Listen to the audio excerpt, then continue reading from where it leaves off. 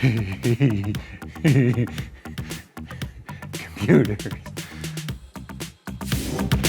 If you're serious about your aim, your mouse actually matters more than people think. And this is Be Quiet's new Dark Perk gaming mouse. Now what I like is that they don't do the usual one shape fits nobody approach. You've got two options, the Sim, which is a classical symmetrical design, and the Ergo, if you want something that actually fits your hand for longer sessions. It's also super lightweight, which makes a bigger difference than people realize, and less fatigue, easier micro adjustments, and just better overall control. And inside you get the PixArt PAW3950 sensor, up to 32,000 DPI, and 8,000 hertz polling. So yeah, this is top tier tracking and no weird acceleration, no spin outs, and just exactly what you expect your mouse to do. And the clicks feel really nice too. These are optical Omron switches, so they're fast, consistent, and a little softer than the typical click, which is great for long sessions. And then the part that people overlook, it's 100% PTFE skates with rounded edges, which means this thing glides smooth, predictable, and with no drag. Oh, and with up to 110 hours of battery life, so you're not constantly plugging it in. So if you're trying to get every little advantage you can in competitive gaming, this is one of those upgrades you'll actually notice. So check out the Be Quiet Dark Perk mouse in the link in the description below. Okay, to be fair, this mess is 3 blown up systems. Skunkworks, my personal rig, and the chrome one that was over, the nickel one was over there is gone. It's apart. So these are all of the fittings, like these nickel fittings are what was salvaged from that build. The fans as well. This is the block you guys already saw that I did the test on. We didn't go back and film it, I wanted to. I actually got the temps to come down on that guy about 4 to 5 more degrees after letting it properly spread the paste and tighten the back plate again. That's just because of the way that block attaches. Rather than the block being screwed to the core and then the back plate screwed to the front, the whole card is sandwiched between the back plate and the front. That's not the best way to do it. I think you should have a different mount for the core, but that's just the way that Alpha Cool did it. Where we left off last time, you guys remember I made the hole on this. Here's what I'm gonna do today. I'll show you the little bit that I've kind of already done, and we'll get started with some more build here. This is a temperature probe. It goes in your butt. Actually, it's not long enough. Anyway, I don't know what I'm talking about. So this is gonna go where initially I had that plug in the bottom that I had right there. I'm gonna put this down there because it doesn't stick up too far in the loop to cause any sort of issue with that fitting. But this will be my temperature sensor for the coolant temp for the GPU, and then I'll figure out somewhere in the CPU loop, hopefully, that I can put it. Or I may just not have one for the CPU loop. I don't know, I don't really want to use this guy again, right here. Also, it's all cruddy in there, look at that. Like the dye started like clogging up in there. You can see I've got the lower radiator mounted right now. What I did there was I really need to move this out of the way so it doesn't get scratched. I really wanted these fans mounted on the outside of the bracket. This is the same bracket right here. I really wanted the fans mounted on this side of the bracket and then the radiator on the back side of the bracket with the bracket sandwiched in between them. I already explained that with the side panel on, the blades are really close to the side panel. So as the blade passes past this rectangular mesh material, which is also on the side, it was very turbulent. It made a lot of turbulent sounds. And the only way I could make it stop was basically, instead of having the fans right here, move the fans to the back side, which basically effectively moves them back 25 millimeters plus 2 millimeters, which is the thickness of this. So that moves them back 28 millimeters. That's way more than I needed, but then these brackets kind of block part of the front of the fan, and that would look really ugly. Like you would see here, it'd be blocking parts potentially of the fan, and I didn't want it to encroach too far in the middle section where the rads like this, if you push them in farther, there's even less room between them. So I wanted them as separated as possible. So what I did was I just tapped the threads on here. These are 6/32 by default. This was an American-made case, so they use SAE. But I tapped them to M3 on this one. I put a 10 millimeter standoff on them. So yeah, that standoff allows me to have put the fans on the front, but then move it farther away from the side grill. Now between the front, there should be about 10 or 15 millimeters between the fans now and the grill. It's kind of funny because the front ones here, the fans go up inside the cage, and I never had that issue here on the front. I honestly just think it's the side ones, when they're on the outside, they're like right up against the grill. So having any cushion of air in front of it really does silence it. I have recovered so many fans See, each one of these fans are like 50 bucks too, by the way. And I bought all these. These were not sponsored. So I was like, I'm absolutely gonna make sure I take them and use them. So you can see the gap, right, between the fan and the grill in the front. That's about how much I created on the side. And like I said, these never gave me a noise issue, but the side one did. So I'm gonna grab that side panel real quick, plop it on, and see if I can get an idea of how much gap is in there, but there should be plenty. Yeah, so the fans are almost flush with this piece right here, which means I have almost nearly the full depth of this for the blades to be away from it. Oh yeah, you can even see there. Yeah, huge gap. My 6061 aluminum grill cover I made.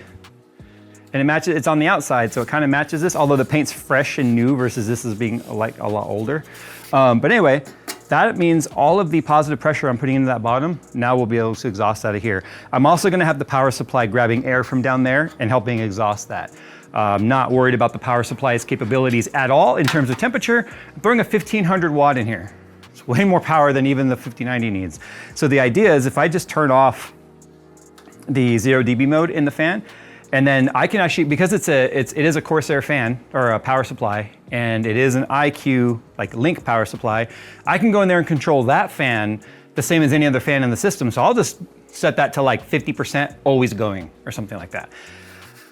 I did see some comments in the previous video where I talked about making this though, and they were like, hey, I thought these already had holes in them, like the hex pattern. The newer ones did. This is the very first SM88 that was ever made in gunmetal. They had white ones already, and they had black ones. This was the very first gunmetal. So if you ever looked at the old school Case Labs SM88 page on like the old archive page or whatever, this is that case in all of those product photos. So it had the solid plate down here. I did 3D print one of these, which I could have made work and just been like, boom, done. But like I said, I want that printer or that CNC mill doing things. I also made this, if you guys have been following me on Instagram, I showed all that. This is just a badge painted in kind of a gunmetal that was basically me learning how to use my CNC. It's got chamfered edges and stuff. This just has a stainless steel like simulated paint on top. I don't think I'm gonna use it though. I was going to put it, I was gonna put it right here. I even have a two-tone one somewhere that I painted on the inside and then milled the top to get the paint. I'm gonna still do that, but I was initially gonna throw this guy like right here, which I think still kind of works. But now what I'm thinking is I'm gonna do a smaller logo right here, the JayzTwoCents logo, and then Skunkworks right there as just one badge in the middle.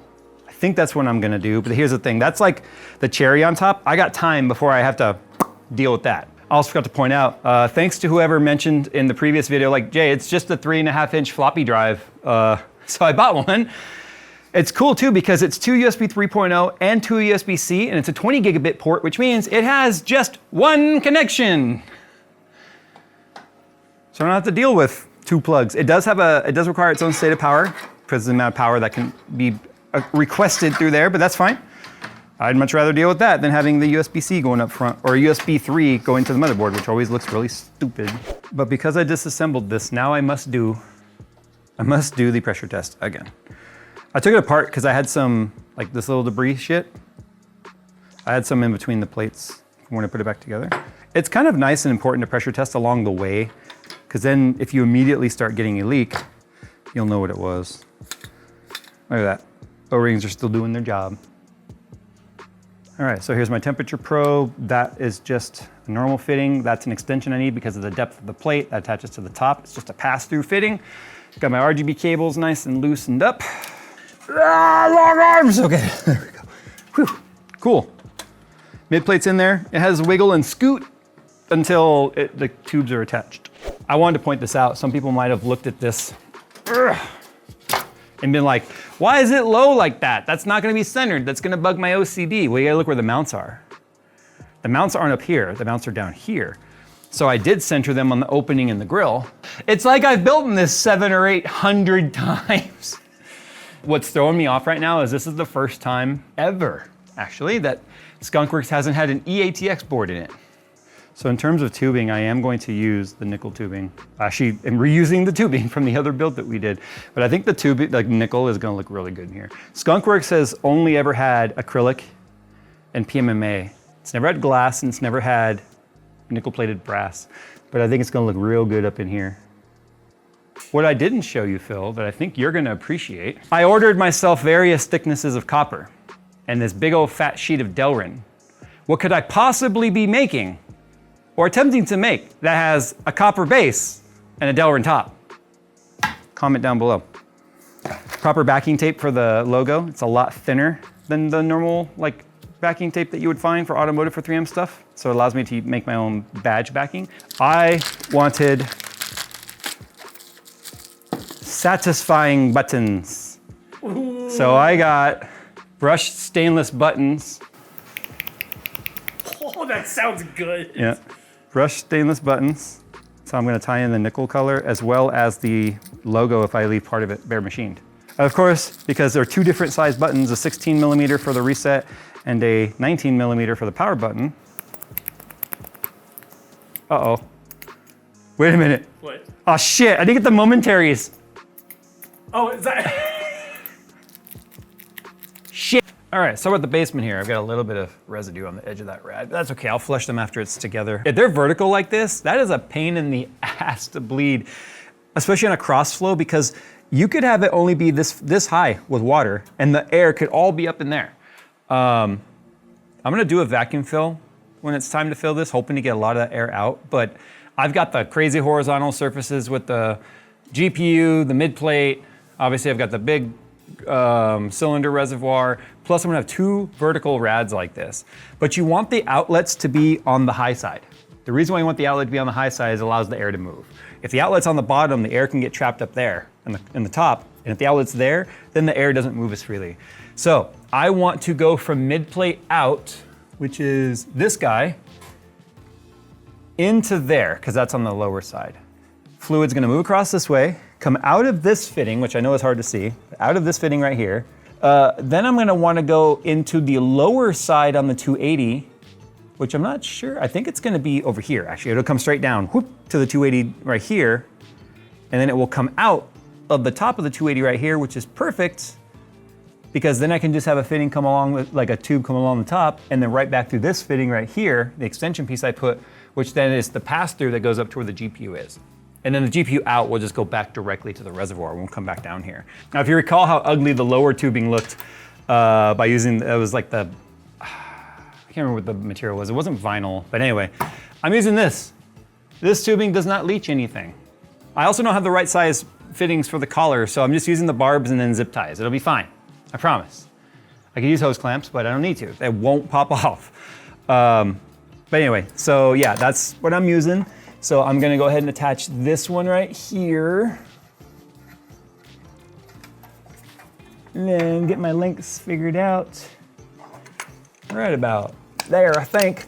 I also wanna point out every piece of tubing and fitting, whether it be rigid or soft, is taken out of other builds or scraps from other builds. This is why I hang on to everything, because everything is got a purpose somewhere. So it's also like, I saw some comments that's like, oh, of course Jay can build the Skunkworks because he's got so much money. And so it's like, no, everything going in here has come out of other builds. This stuff I have. The only thing I bought for it was the block because I wanted to test the block. Okay, now I can't do my standoff trick with the backside because I have to deal with the power supply that's gonna be right here. This fits flush against the power supply. So I have to actually mount them all on the inside if I don't want any of this to be adding that chopping sound, because it would be the same problem. So I'm gonna do that. I'm gonna mount this up. I've got my fittings on the rad. So this is the inlet. And like I said, outlet on the top to make sure that as much air can leave as possible. And then I've already got my 90 degree on down here. I know it's difficult to see, it's black and dark. So everything's about to be plumbed up down there. And we'll be good to go. This wiring here, honestly, I'll just zip tie it up here, but it's gonna be coming along this floor, not like down in there. So that's why I have so many of these like wire management tabs that I added. The power supply that I'm gonna be using though, I was gonna use this HX1500i. This is the one that came out of the Chrome build, mostly because it has the built-in hub, which I think will make things nice. I just need to make sure that I'm gonna have enough room here.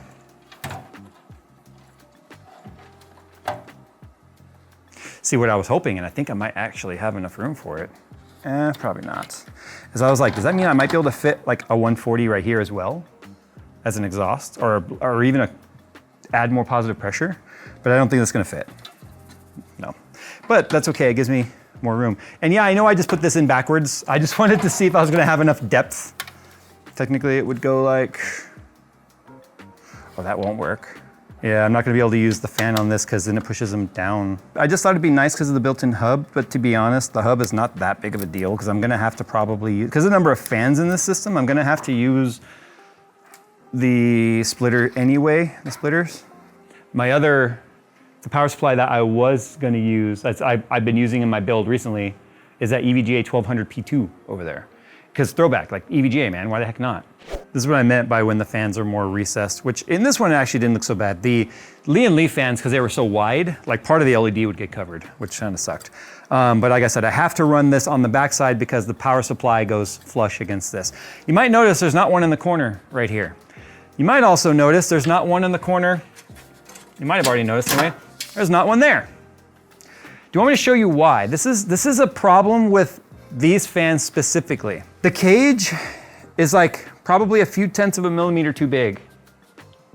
And as you add more fans, that tenth of a millimeter adds up to where eventually the far fans are so far like offline with the hole that when you tighten it down all four corners, it diamonds the frame and then the fan rubs the frame. I was dealing with that on my system at home too, my other system. So you can see right now, they all spin fine, right? Now watch what happens here.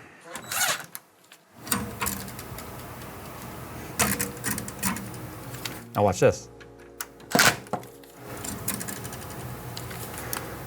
Now if I tighten this one, these are fine. If I tighten this corner, and this one. So what I have to do is not use that corner at all, and then I have to just kind of like back these other ones out just a little bit.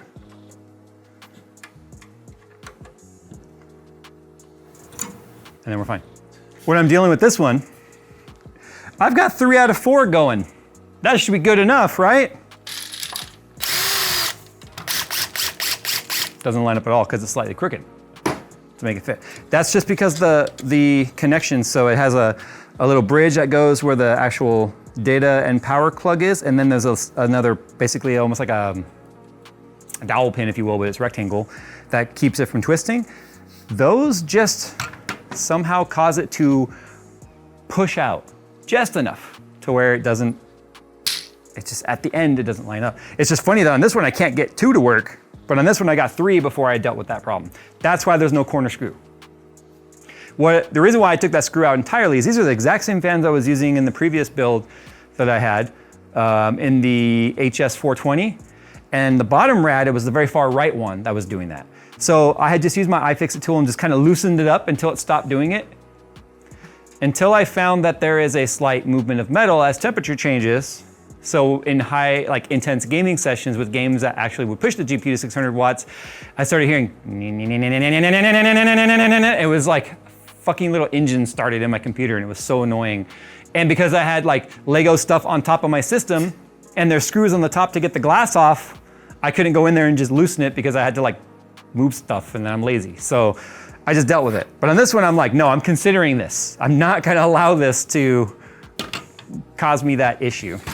What we're gonna do is we're just gonna go ahead and run the EVGA 1200 watt. We're gonna hang on to that nostalgia aspect of the build.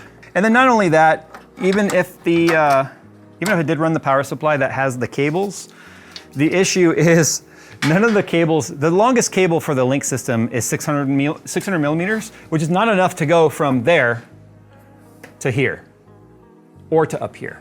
So I'm going to route the hub to a centralized location that will reach everything. All right, let me finish putting this together down here. I know I've given you guys lots of talking, but you guys wanted more of this, like, explain your rationale, sir. I feel very challenged, actually. Well, in many ways, but I feel very challenged right there.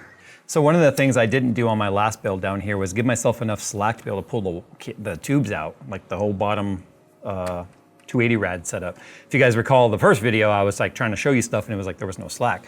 So what I've done now is you can see the crisscrossy right here. Nothing's binding. That's what I love about these tubes. They do not kink. Like you can't really kink them unless you really try. So I have the proper types of fittings on here to allow me to have enough slack to actually pull that out and lay it flat. So there's the bottom rad all plumbed up, the bottom rads. So this wire right here is the wire going to those fans, but I think what I'm gonna do instead is I'm going to disconnect the wire from this side. The cool thing is I should be able to do this without having to take it out. I'm gonna connect on that side to this side, and then right here, there's one right there, that'll be the feed going to the hub. And we looked it up. I can fit 7 fans per channel, which is perfect. I have 6 in the bottom and 7 in the top. So that's actually gonna work out very well for me. But I need to figure out now the top fans though, how to connect the two together, because I don't think there's gonna be enough room on the top. Oh yeah, there is. Wow, okay. So like I said, hate or love or hate Corsair, I don't care. That's your opinion, you're entitled to it. But the one wire connection side of it, and the whole time I've been running the link, I haven't had any weird stuff happen. So, just saying. Yeah, it's a couple days later and it still looks like this. It's okay, we're getting there. As you can see, I've obviously done some stuff in here already. So I've got a couple of tube runs ready to go. I am just using my black tubing right now as my templates because I need to have pieces to be able to cut. And you're gonna hear my compressor going because I do have a CNC print going out there that uses compressed air to clear the chips. So my compressor is a tiny one. It's only a couple gallon compressor. So I need to get a bigger one for that. Anyway, I digress. So what I'm gonna do now is I'm gonna get all of my tube links figured out. They're all straight pieces because I am using these guys right here to make the bend. Now I do have them in nickel and I do have them in black, but I actually did a little test fit earlier today and I put nickel against the black, and the black bend looks really good where it doesn't have too much nickel in your face, but it kind of still gives it that almost like a circuit tracey kind of a look. So rather than sit here and walk you guys through step by step of a repetitive process, I'm just gonna have Phil kind of do some B-roll of me working on it because nothing I'm about to do is any different than what I just explained. So I'm gonna take my piece of plastic, sort of eyeball where I need it to go, figure out my links, kind of get it plumbed up, and then start adjusting and trimming off little bits at a time. I use my little Amazon hobby saw for that on the plastic. Or the PMMA, obviously I can't do that with the metal. With the metal, I have to use the actual pipe cutter, which is that guy right there, and then deburr it. Also too, I haven't decided what coolant I'm gonna go with yet. I have the Space Black from EK. The EK Space Black claims it's the same viscosity as water, it's really thin, and that it runs at the same temperature as any other fluid. But doing my research on it, it's also been called the most notoriously high maintenance coolant you could possibly run. So I'm like, well, shit. I also have the Mystic Fog, which looks really good in here when the reservoirs light up because you get this gradient light effect through there. I've never had Mystic Fog not thin out. I don't know how to, it's not falling out, I don't know how to put it.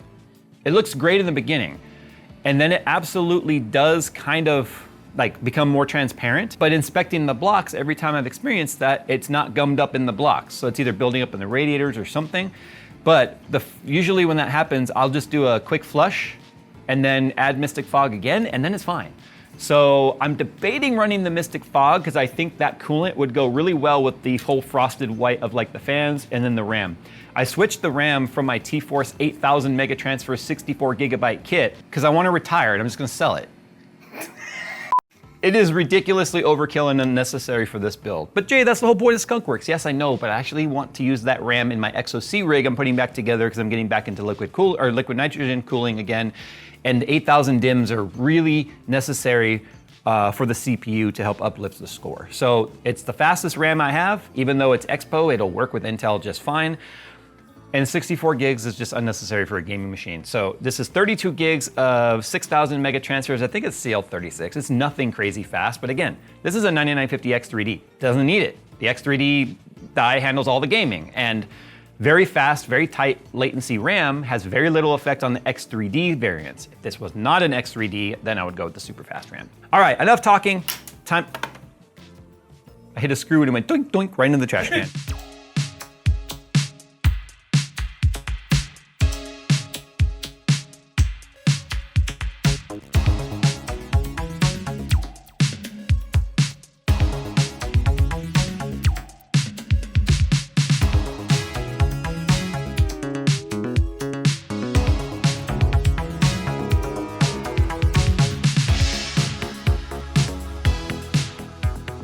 That's what I call the triple tube approach.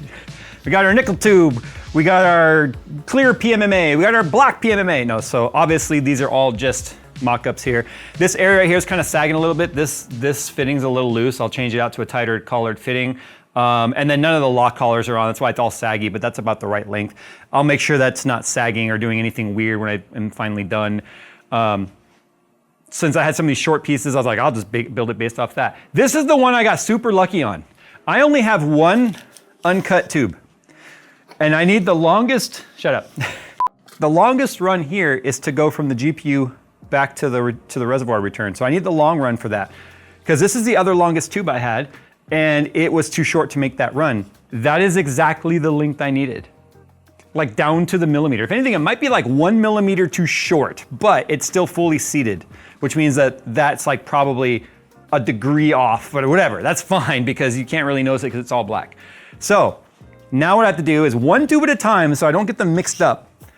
Take out any of the non-metal tubes, make markings on appropriate length tubes. I've got links all over the place here. And I had debated like doing one 90-degree tube there and then the fitting. I don't know if that would just look out of place. I really don't know. I think one bent like that would have looked out of place. So that's why I went with that. I'm just hoping with the added weight now of the metal that it doesn't sag. If it does, I'm gonna have to figure something out. Okay, so now it's transfer time and lunch time. This body doesn't just happen. This is a daily effort. All right, there it is. And this guy, look at that, how much better it is now. Because I replaced this guy, which had a much stronger tightness in the O-ring there. So that's all the tubes. I think it looks really good with the black and the chrome. All that's left to do now is wire it up. So my fans are already all wired. So these fans right here go to the back of the motherboard, right tray. They connect through a jumper cable that's way up here in the corner to these 3 in the front. That maxes out the 7 fans that channel can have. And then there's 6 at the bottom. There's no fan in the back right here. What I'm gonna actually do is I'm going to make a block off plate with my CNC for that. So from the inside looking through, it'll be a JayzTwoCents logo right there. It's just, I wanted to use 3mm thick 6061. That way I can have the pocket be kind of deep so I can have a nice chamfered edge on there. But I only have 1.5 mil and like 8 mil. And 8 mil is a little thick for that. Although it would have been fine given the depth of the wall right here around it, but still, I just, whatever. That won't be in today's video. But I did already make the front badge, but I got my CNC all figured out. I spent 2 solid weeks learning that shit. And now I can make my own stuffs. So I'm gonna save that for the cherry on this build when it's done. Let's go ahead and take a look at the backside, shall we? And this is almost everything that this PC is gonna have wiring wise. That's what's crazy about it. Yeah, I still have to do the, I think I showed you guys. I ended up, yeah, as you can see, I'm running the 1200 watt P2 EVGA for nostalgic purposes. And because I was able to flip that, now that is an exhaust fan like I wanted. And as you can see right here, it just has a manual toggle for eco mode, which is fan off, or non-eco mode, which is let the fan have a minimum RPM that it always maintains, which means that will be helping to exhaust. Not only that, this big old opening right here, because these cables come up through there, that's another area that air can escape from that positive pressure zone down there. Okay, I also got the new button. So now we have the sounds that we need, but the harness, I don't want to reuse the harnesses I have because they're ketchup and mustard cables. So I'm having Nick right now yank a harness from an old tower we're not using anymore, so I can at least wire those into the switch. Test it on my test bench, make sure the wiring and all is good. The LED in here is a white ring on both. So I'll have a white hard drive indicator light and then white power light on there. And we'll be good to go. So I'm just gonna go ahead and get this all wired up nice and pretty, and we'll show you guys what it looks like when I'm done. Well, okay, pretty-ish. It's never really pretty in this case. As you can see, cable management wasn't really a thoughtful design aspect of this. I just have this hole to come up through right there, And I added all these cable channels here because there was no way to tie down cables, so I did that. And even then, there was a back plate that used to be on here to cover the back of the motherboard. I took that off just so I had more depth. That was long, years and years ago though. I love the splash of color for my connectors here for the buttons. Because these are also technically automotive buttons. They have way more connectivity than I really need. The cool thing is they're on a harness I can ejecto like that. And waterproof. So this is the back side. It's literally all the wires, nothing, not a whole lot. Forgot to mention earlier, I did add a drain tube to the bottom. I remembered like, oh crap, I forgot to do a drain. So I put a T off of this rad, and then I have a long tube with the drain valve on the end of it. So when I flop this out, that will rotate out 180, and then I can drain the GPU loop that way. I was just telling Phil, like off camera, this is the least amount of wiring Skunkworks has ever had in it, and that should be evident by the amount of unused cable hold downs. But, so let me turn this around so you guys can see the tubing that's in here. It's actually heavier than it used to be because they're all metal tubes now. That is what the inside looks like. So I think it looks pretty good. Wait, you guys already saw that. I forgot. It's been a long time for me. It's been all day. It took a few hours to actually do the tubes because every tube, not only did I have to make sure I got the cut right, especially that one because I didn't have another one long enough like we talked about. Then I had to deburr the ends, sand the ends, and then tape the ends and sand them again to give enough bite for the O-rings to grab onto, which is why now that one doesn't move anymore because I changed the collar or the 90 right here to a stiffer one. And then once all the collars are tightened down, like it makes it really strong. So that's the way it looks aesthetically, but it's missing a piece. The piece de resistance. Look, I'm a German heritage with a French last name. I'm a mutt. Okay, I can say that. Le mutt. So I told you guys I was working on my CNC skills. Before I show you the final product, let me show you the scraps. Hold on. These were failed attempts on making the rear cover, which you guys already seen. Look how gross those are. All right, so there's that. Oh, that's just an unused piece. There was another attempt there, and then I'm not sure what happened. Oh yeah, the bit broke right there on the square one. I aborted it. There was a working badge I got out of that. You can see the tabs. Those are, you already saw that on Instagram if you haven't been following. Another one. Got misaligned somehow on that one. So, anyway,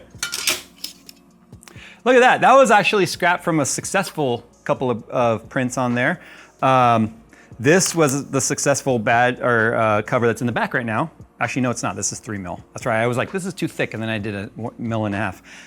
Another successful badge, and I still have enough scrap on here to use it for small parts if needed. This is the successful one. Ooh, that resonance.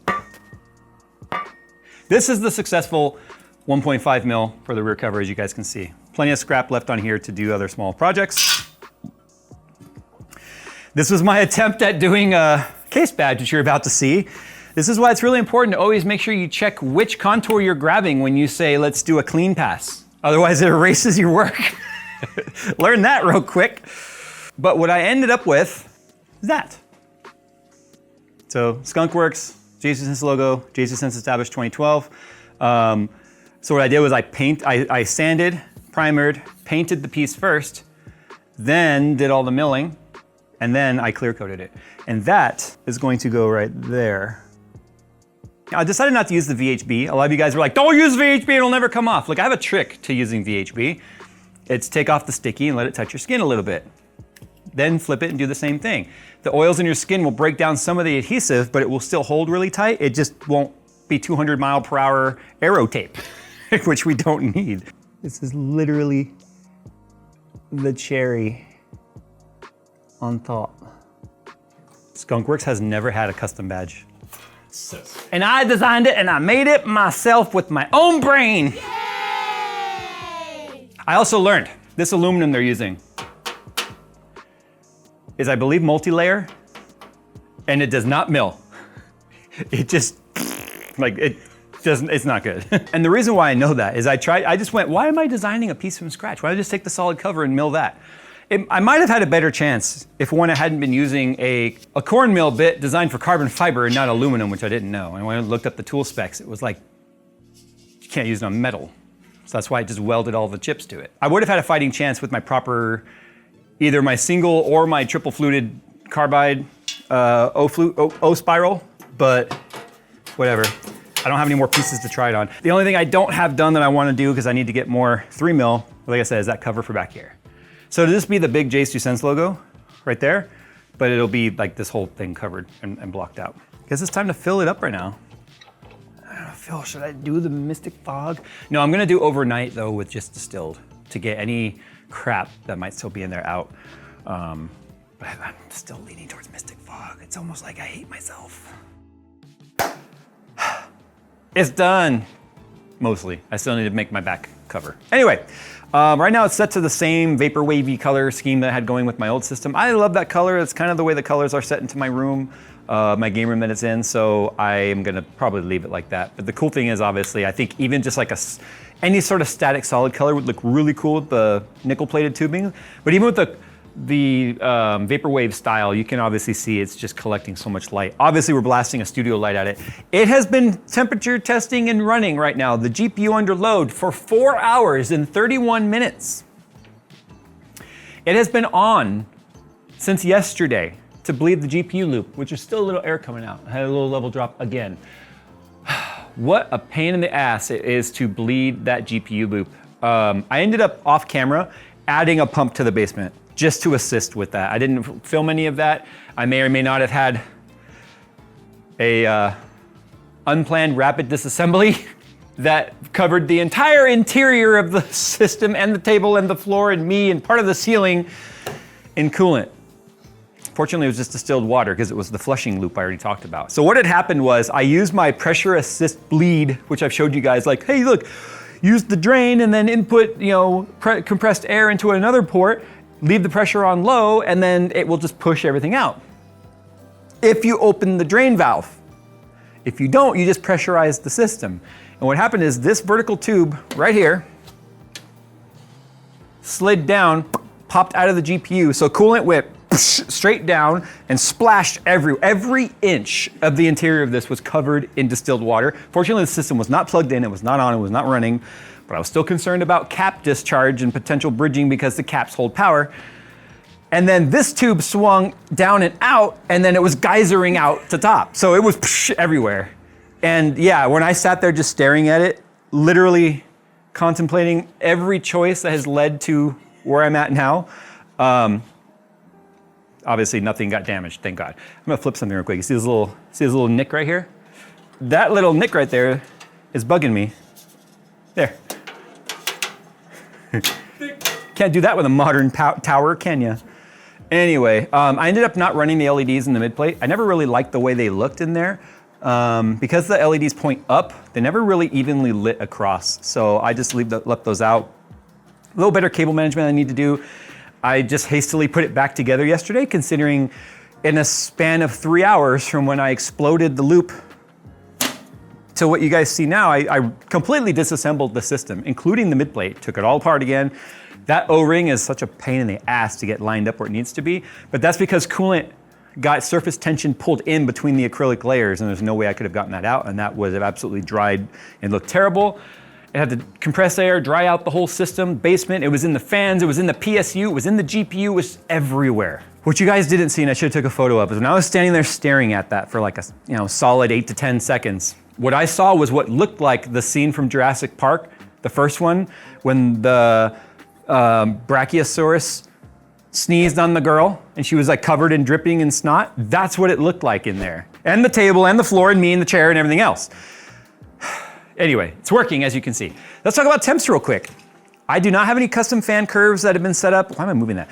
Other than what was already here. Now here's the thing. My setup in IQ right now still thinks the fans are arranged as they were in the previous setup. So I don't have the bottom fans separate from the top fans, etc. I just have all fans right now using my GPU temperature curve for percentage of duty cycle for the fans.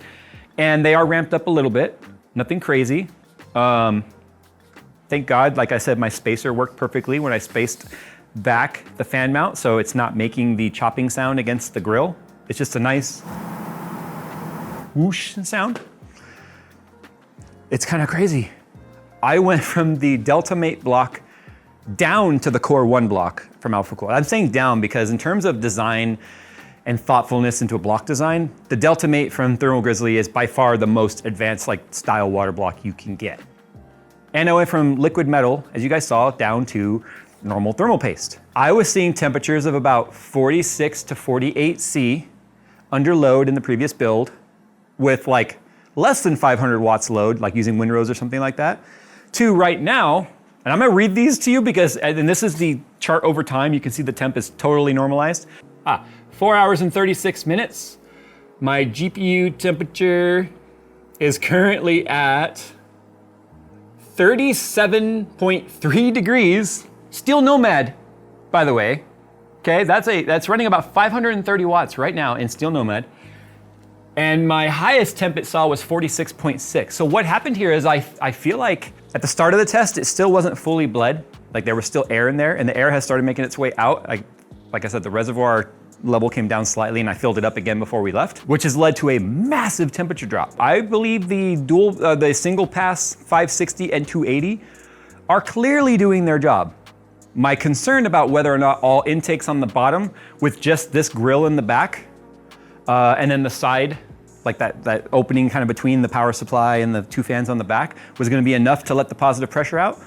Clearly it's fine based on the temperatures. If you're wondering what this is gonna be my new sensor panel, by the way. I'm getting right angle connectors so I can point that back. This is gonna go on my desk at home near my Elgato Stream Deck and all that. And it's gonna be nice because it gives me more screen real estate than that. So now I can put a lot more things on it that I wanna look at. And at Skunkworks, no matter how I tried, I just could not figure out a placement for a panel that looked like it belonged there. It just was covering up something no matter what I did. Okay, so all the air going in has to go somewhere. So here's the positive pressure test. There's the positive pressure proof right there. Now I guess I'll throw some smoke in there. Oh my God, it's like, it's something I did worked. Theoretically should see some coming out of the PSU as well. Yep, because I have that fan constantly running. So, I had so many people telling me like, you're just gonna choke it off, it's not gonna work, your ratio is wrong. Anyway, yeah, it's at currently 38.3, 37.2, 37.1. The GPU temps are amazing, holy crap. All right, well, that's where we're gonna end it. Skunkworks is done.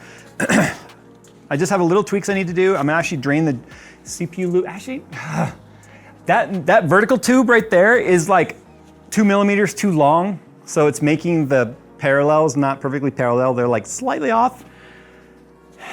And it's bugging me just enough to know that it's like that. So it's like, I wanna quickly drain the CPU loop, which is actually very quick and easy. The CPU loop is so easy to drain because that drain is at the very bottom corner of it and the only rad is above it. I'd be able to drain that real quick, hang on to the coolant, pop that tube off, cut another length. I wouldn't try and trim 2 millimeters off that tube. That'd be very difficult for the cutter without squishing the end.